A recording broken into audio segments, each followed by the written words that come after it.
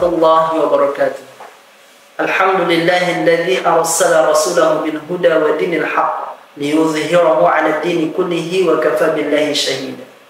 Asyhadu an la ilaha illallah wa asyhadu anna Muhammadan 'abdullah wa rasulullah. Allahumma shalli wa sallim wa barik ala nabiyyina wa ala alihi wa sahbihi wa mawala. Para pendengar yang budiman, satu ketika Abdurrahman Al-Haffar menyampaikan sebuah kisah yang sangat luar biasa.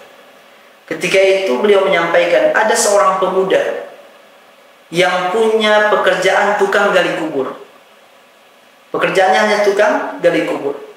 Ketika itu tiba-tiba ada seorang ibu muda menyampaikan, mendatanginya, "Wahai tukang gali kubur, tolong galikan satu liang lahat karena anak saya baru saja meninggal."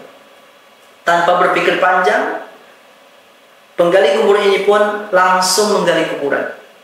Selesai dia menggali kuburan, menggali liang lahat, tiba-tiba ada beberapa orang, hanya beberapa orang yang mengantarkan satu jenazah untuk dikuburkan.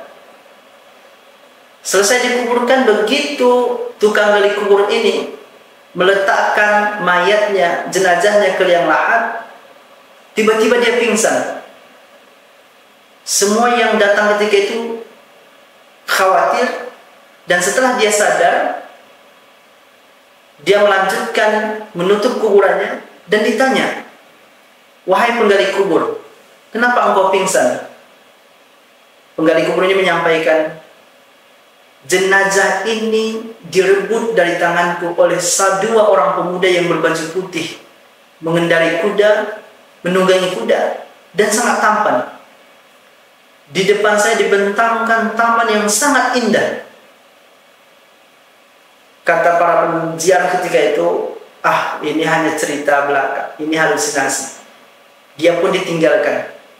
Dia berpikir berbulan-bulan, siapa sebenarnya yang dia kuburkan ini, kok sampai begitu. Gak lama kemudian datang ibu-ibu yang sama, meminta hal yang sama. "Wahai penggali kubur, tolong galikan satu kuburan untuk anak saya." Ketika itu penggali kubur bilang, "Wahai ibu, bukankah ibu yang kemarin? Saya nggak punya waktu. Tolong galikan kubur." Dia pun menggalikan kuburan. Nggak lama kemudian datanglah jenazah. Ketika dia letakkan jenazah itu, kembali terjadi.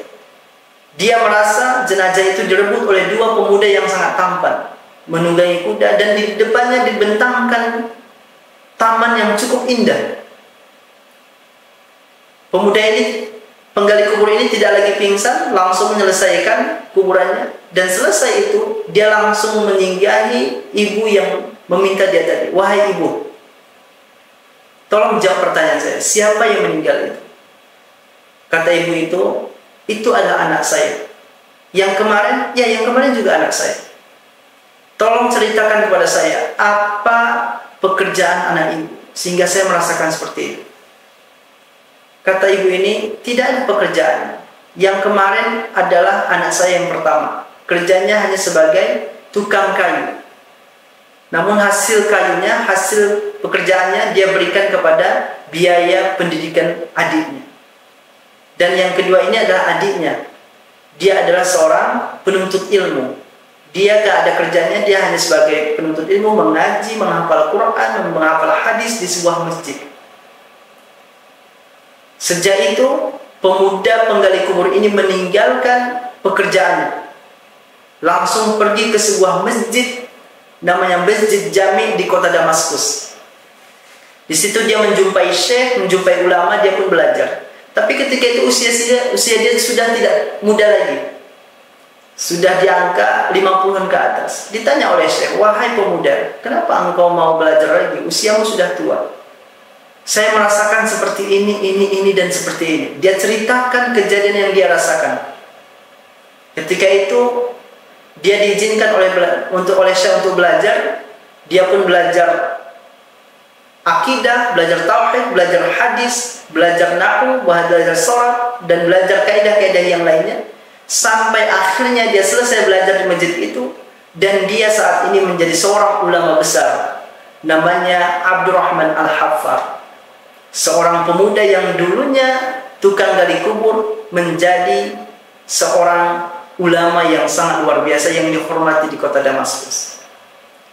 Para pendengar yang budiman, Ramadan ini bulan yang sangat mulia untuk kita berinfak.